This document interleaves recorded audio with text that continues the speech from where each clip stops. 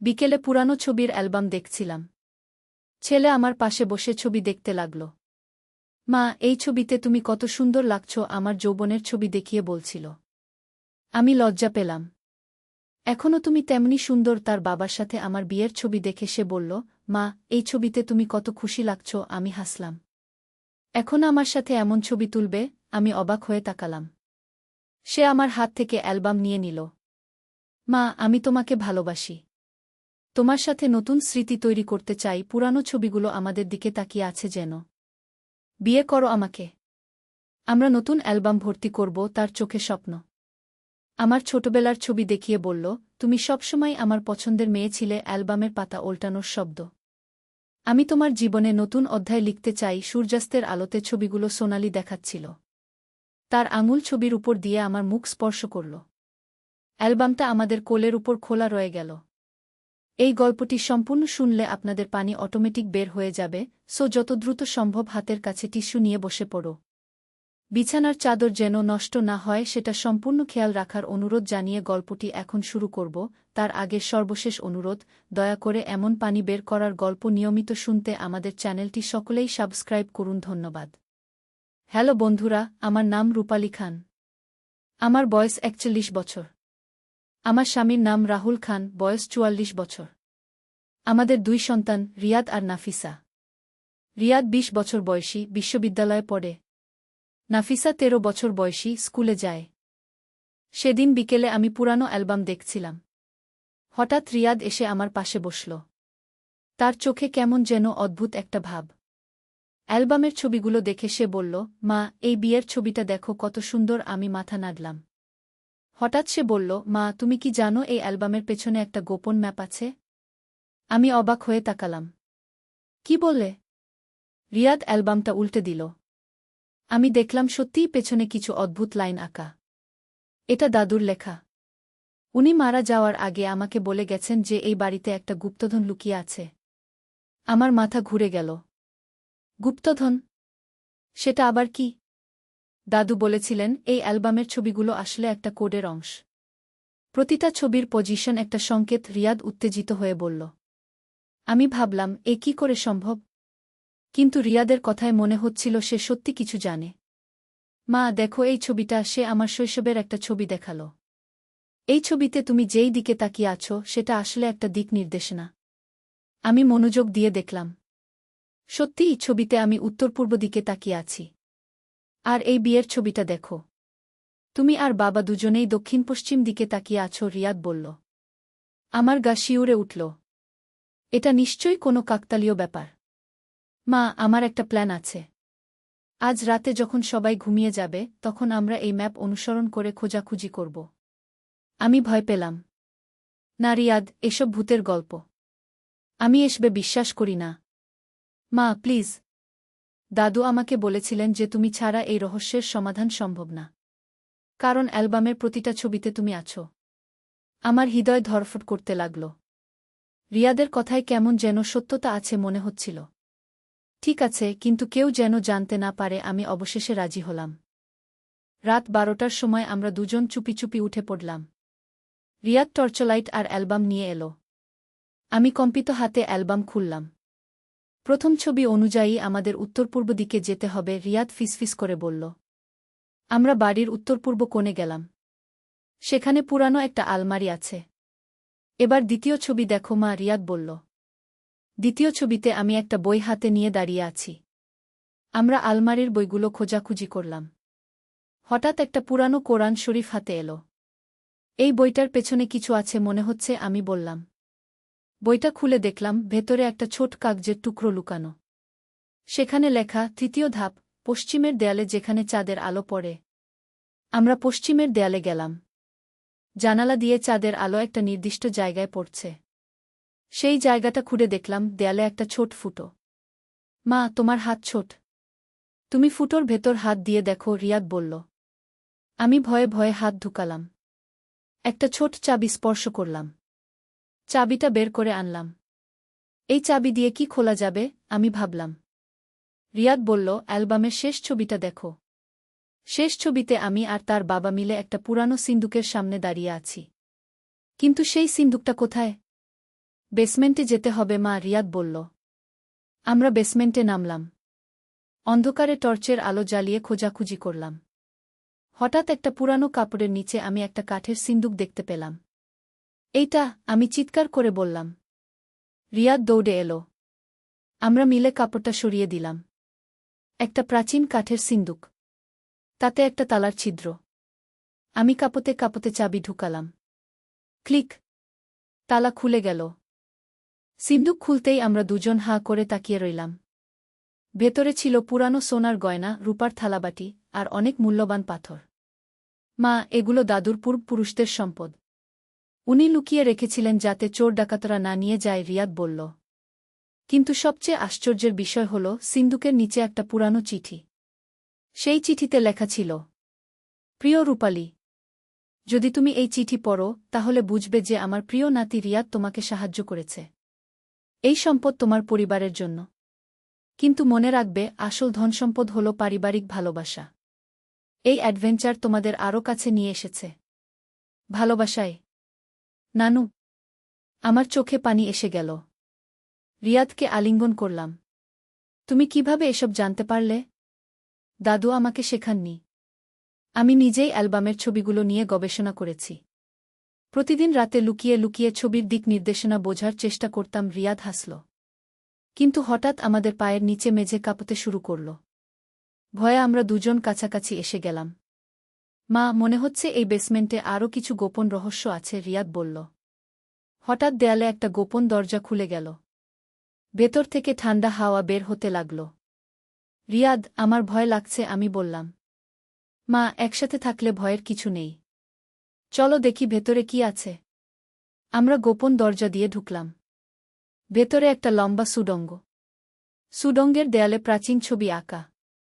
মা, এগুলো আমাদের পূর্বপুরুষদের ইতিহাস, রিয়াদ টর্চের আলো ফেলে দেখাল।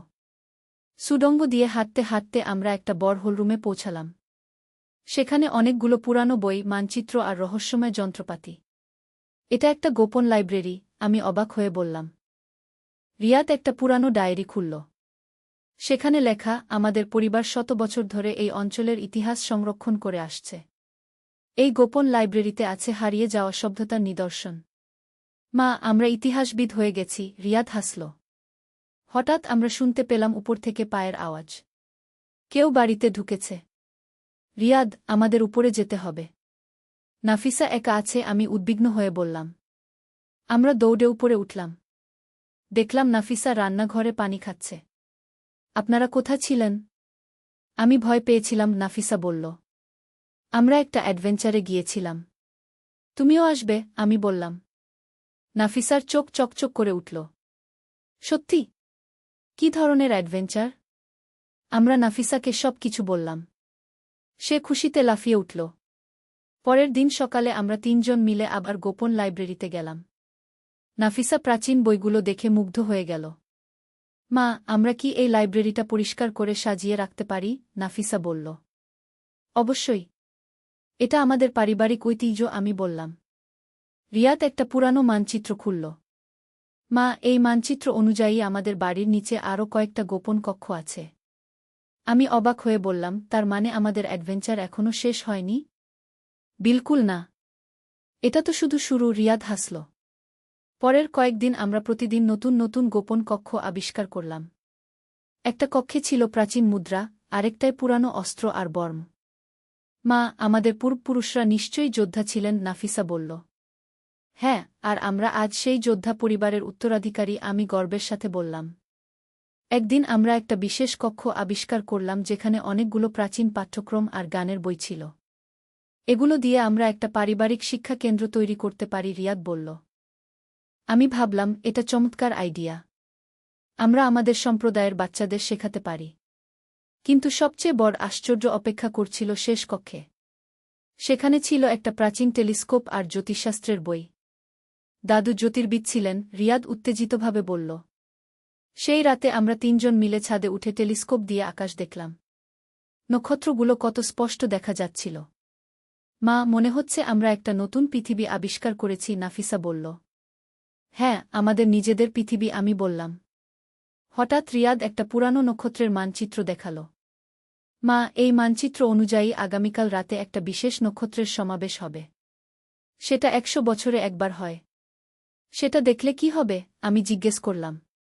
দাদুর লেখায় আছে এই নক্ষত্রের সমাবেশ দেখলে পরিবারে সৌভাগ্য আসে, রিয়াদ বলল। পরের রাতে আমরা ৩ জন আবার ছাদে উঠলাম। টেলিস্কোপ দিয়ে দেখলাম সত্যিই নক্ষত্রগুলো একটা বিশেষ আকার তৈরি করেছে। এটা দেখতে একটা হৃদয়ের মতো লাগছে, নাফিসা বলল। পরিবারের ভালোবাসার প্রতীক, আমি মুগ্ধ হয়ে বললাম। সেই রাত থেকে আমাদের পরিবারে একটা নতুন ঐতিহ্য শুরু হল। প্রতি সপ্তাহে আমরা গোপন লাইব্রেরিতে বসে পুরানো ইতিহাস পড়ি আর নতুন রহস্য সমাধানের চেষ্টা করি। ১ মাস পরে রিয়াদ আরেকটা রহস্য আবিষ্কার করল। মা, আমাদের বাড়ির বাগানে একটা গোপন পথ আছে যেটা পুরানো রাজবাড়ির সাথে যুক্ত। কিভাবে জানলে? আমি জিজ্ঞেস করলাম। বাগানের পুরানো ম্যাঙ্গো গাছের নিচে একটা পাথরের প্লেট আছে।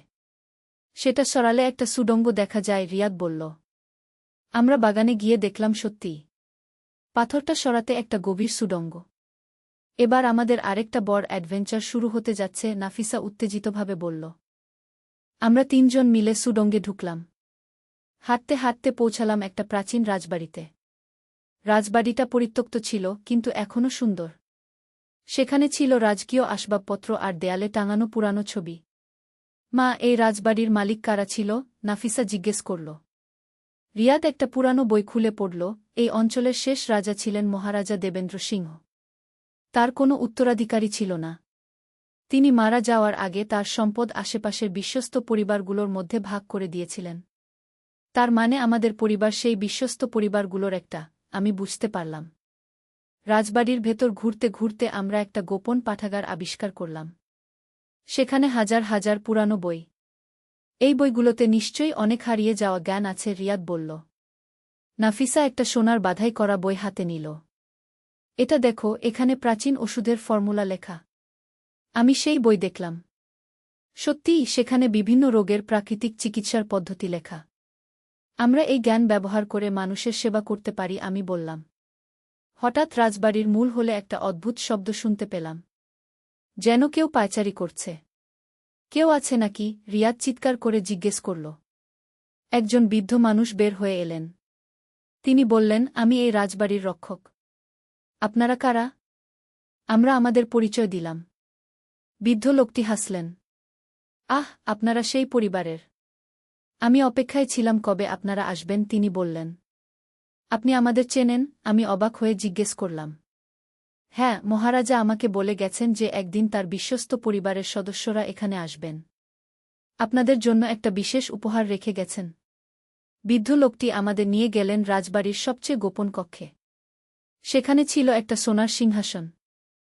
এই সিংহাসনে যে বসবে সে এই অঞ্চলের সব গোপন রহস্যের সমাধান পেয়ে যাবে, বৃদ্ধ লোকটি বললেন। কিন্তু আমরা তো রাজা নই, আমি বললাম। রাজত্ব রক্তে নয়, কাজে। আপনারা ইতিমধ্যেই প্রমাণ করেছেন যে আপনারা এই ঐতিহ্যের যোগ্য উত্তরাধিকারী, তিনি বললেন। আমি সিংহাসনে বসলাম। হঠাৎ মনে হলো যেন আমার ভেতর একটা নতুন শক্তি জেগে উঠেছে।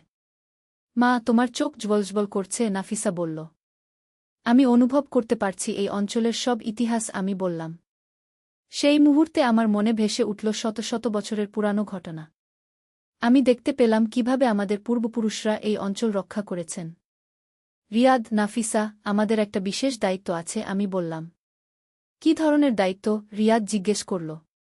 আমাদের এই প্রাচীন জ্ঞান ও সম্পদ ব্যবহার করে এলাকার মানুষের সেবা করতে হবে, আমি বললাম। আমরা সিদ্ধান্ত নিলাম যে আমাদের বাড়িতে একটা কমিউনিটি সেন্টার তৈরি করব। গোপন লাইব্রেরির জ্ঞান ব্যবহার করে মানুষদের শিক্ষা দেব আর প্রাকৃতিক চিকিৎসা সেবা দেব। ১ মাস পরে আমাদের কমিউনিটি সেন্টার চালু হল। প্রতিদিন অনেক মানুষ আসে শিখতে আর সেবা নিতে। মা, আমাদের অ্যাডভেঞ্চার এখন সার্থক হয়েছে, রিয়াদ বলল। শুধু অ্যাডভেঞ্চার না, আমাদের জীবনের উদ্দেশ্য খুঁজে পেয়েছি, আমি বললাম। কিন্তু আমাদের রহস্য আবিষ্কার এখানেই শেষ নয়। একদিন রাজবাড়ির বৃদ্ধ রক্ষক আমাদের বললেন একটা চমকপ্রদ তথ্য। আপনাদের বাড়ির নিচে যে সুড়ঙ্গ সেটা শুধু এই রাজবাড়ি পর্যন্ত নয়। এটা আরও অনেক দূর পর্যন্ত বিস্তৃত। কত দূর? নাফিসা জিজ্ঞেস করল। প্রায় ৫০ কিলোমিটার। এই সুড়ঙ্গ আরও ৩টা প্রাচীন রাজবাড়ির সাথে যুক্ত, তিনি বললেন। আমরা পরিকল্পনা করলাম পরবর্তী ছুটির দিনে সেই সুড়ঙ্গ অনুসরণ করে অন্য রাজবাড়িগুলো আবিষ্কার করব। মা, আমাদের অ্যাডভেঞ্চার কখনো শেষ হবে না, রিয়াদ হেসে বলল। এটাই তো জীবনের আনন্দ, প্রতিদিন নতুন কিছু আবিষ্কার করা। আমি বললাম। নাফিসা বলল, আমি বড় হয়ে একজন ইতিহাসবিদ হব। আমাদের পরিবারের এই রহস্যগুলো নিয়ে গবেষণা করব। আর আমি হব একজন অভিযানকারী। আরও অনেক হারিয়ে যাওয়া সভ্যতা খুঁজে বের করব। রিয়াদ স্বপ্ন দেখতে লাগল। সেই রাতে আমরা তিনজন মিলে পরিকল্পনা করলাম কিভাবে আমাদের এই আবিষ্কারগুলো পুরো বিশ্বের সাথে ভাগ করে নেব। আমরা একটা জাদুঘর তৈরি করতে পারি, আমি প্রস্তাব করলাম। আর একটা গবেষণা কেন্দ্র, রিয়াদ যোগ করল। আমাদের পরিবারের গল্প সবাই জানুক, নাফিসা বলল। এভাবেই আমাদের ছোট্ট পারিবারিক অ্যাডভেঞ্চার পরিণত হল একটা বিশাল স্বপ্নে। আমরা বুঝতে পারলাম যে জীবনের সবচেয়ে বড় ধনসম্পদ হল পরিবার আর একসাথে কাটানোর সময়। প্রতিদিন সকালে ঘুম থেকে উঠে আমরা ভাবি আজ কি নতুন রহস্য আবিষ্কার করব। জীবনটা হয়ে উঠেছে একটা অবিরাম অ্যাডভেঞ্চার। আর সবচেয়ে বড় কথা, আমাদের পরিবারের বন্ধন আরও মজবুত হয়েছে। রিয়াদ আর নাফিসা এখন আমার সবচেয়ে ভালো বন্ধু। আমার স্বামী রাহুল যখন জানল আমাদের এই সব অ্যাডভেঞ্চারের কথা, তিনিও যোগ দিলেন আমাদের সাথে। আমি জানতামই না যে আমার পরিবার এত রোমাঞ্চকর, তিনি হেসে বললেন। এখন আমরা চারজন মিলে প্রতি সপ্তাহান্তে নতুন নতুন রহস্য সমাধানে ব্যস্ত থাকি। আমাদের বাড়িটা হয়ে উঠেছে একটা অ্যাডভেঞ্চার হাব। আর সবচেয়ে মজার ব্যাপার হল, আমাদের এই অ্যাডভেঞ্চারের খবর শুনে এলাকার অনেক পরিবার আমাদের সাথে যুক্ত হতে চায়। আমরা একটা অ্যাডভেঞ্চার ক্লাব তৈরি করেছি। প্রতি মাসে আমরা নতুন একটা রহস্য সমাধানের চ্যালেঞ্জ দিই। পুরো এলাকা জুড়ে এখন একটা রহস্য সমাধানের উন্মাদনা। মা, আমরা যে এত বড় একটা পরিবর্তন এনেছি, নাফিসা গর্বের সাথে বলল। হ্যাঁ, একটা ছোট্ট পারিবারিক মুহূর্ত থেকে শুরু হয়ে পুরো সম্প্রদায়ে ছড়িয়ে গেছে, আমি বললাম। এখন আমাদের কমিউনিটি সেন্টারে শুধু শিক্ষা আর চিকিৎসা সেবা নয়, আছে অ্যাডভেঞ্চার ট্রেনিং, ইতিহাস গবেষণা আর যুব উন্নয়ন কর্মসূচি। রিয়াদ এখন একজন প্রশিক্ষিত অভিযানকারী। সে অন্য তরুণদের শেখায় কিভাবে নিরাপদে রহস্য অনুসন্ধান করতে হয়। নাফিসা তার বয়সী বাচ্চাদের সাথে মিলে একটা জুনিয়র এক্সপ্লোরার ক্লাব তৈরি করেছে। আমি আর আমার স্বামী রাহুল মিলে পুরো প্রকল্পটা পরিচালনা করি। 1 বছর পরে আমাদের কাজের খবর সরকার পর্যন্ত পৌঁছাল। তারা আমাদের একটা জাতীয় পুরস্কার দিল। সমাজসেবায় অসামান্য অবদানের জন্য খান পরিবার পুরস্কার প্রাপ্তির সময় ঘোষণা করা হল। সেই দিন আমি মঞ্চে দাঁড়িয়ে ভাবছিলাম, একটা সাধারণ বিকেল থেকে শুরু হয়ে আমাদের জীবন কত অসাধারণ হয়ে উঠেছে। আমাদের পরিবারের সবচেয়ে বড় সম্পদ হল একসাথে থাকা আর একে অপরকে সাহায্য করা, আমি মাইকে বললাম। দর্শকরা করতালি দিল। আমার চোখে খুশির অশ্রু। বাড়ি ফিরে সেই রাতে আমরা চারজন মিলে আবার পুরানো অ্যালবাম খুললাম। এবার নতুন ছবি যোগ করলাম, আমাদের অ্যাডভেঞ্চারের ছবি, কমিউনিটি সেন্টারের ছবি, পুরস্কার প্রাপ্তির ছবি। এই অ্যালবাম এখন আমাদের নতুন ইতিহাস, রাহুল বলল। আর ভবিষ্যৎ প্রজন্মের জন্য একটা পথ নির্দেশিকা, আমি যোগ করলাম। রিয়াদ বলল, মা, আমি এখন বুঝতে পারছি দাদু কেন এই রহস্য আমাদের জন্য রেখে গেছেন। উনি চেয়েছিলেন আমরা যেন একসাথে থেকে কিছু অর্থবহ করি। ঠিক বলেছ। পারিবারিক বন্ধন আর একসাথে কাজ করার শক্তিই হল আসল গুপ্তধন, আমি বললাম। নাফিসা হঠাৎ বলল, মা, আমার মনে হচ্ছে আমাদের এই গল্প শুনে অনেক পরিবার অনুপ্রেরণা পাবে। তাহলে আমরা আমাদের অভিজ্ঞতা অন্যদের সাথে ভাগ করে নিই, আমি প্রস্তাব করলাম। আমরা সিদ্ধান্ত নিলাম একটা বই লিখব আমাদের এই অ্যাডভেঞ্চারের উপর। বইটার নাম দিলাম পারিবারিক রহস্যের সন্ধানে। বই প্রকাশের পর অনেক পরিবার আমাদের সাথে যোগাযোগ করল। তারাও তাদের বাড়িতে অনুরূপ রহস্য খোঁজার আগ্রহ প্রকাশ করল। আমাদের শুরু করা এই আন্দোলন এখন সারা দেশে ছড়িয়ে যাচ্ছে, রাহুল খুশি হয়ে বলল। আমি মনে মনে ভাবলাম, জীবনটা কত অপ্রত্যাশিত। একটা সাধারণ বিকেল থেকে শুরু হয়ে আমরা এত বড় একটা সামাজিক পরিবর্তনের অংশ হয়ে গেছি। আজ 2 বছর পর আমাদের কমিউনিটি সেন্টারে প্রতিদিন শত শত মানুষের আনাগোনা।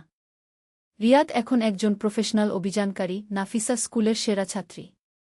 আর আমি হয়ে উঠেছি এই এলাকার সবচেয়ে সম্মানিত নারী। সবাই আমাকে অ্যাডভেঞ্চার আন্টি বলে ডাকে।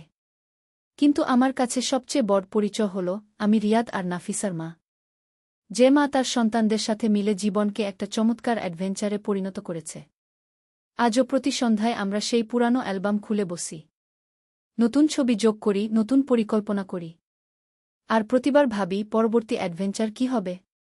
কি নতুন রহস্য অপেক্ষা করছে আমাদের জন্য? জীবনটা হয়ে উঠেছে একটা অবিরাম আবিষ্কারের যাত্রা। আর সবচেয়ে সুন্দর ব্যাপার হল এই যাত্রায় আমরা একা নই। আমাদের সাথে আছে আমাদের প্রিয় পরিবার আর বিস্তৃত সম্প্রদায়। প্রতিটা নতুন দিন নিয়ে আসে নতুন সম্ভাবনা। আর আমরা প্রস্তুত সেই সম্ভাবনাগুলো হাতের মুঠো নিয়ে আরও বড় স্বপ্ন দেখতে।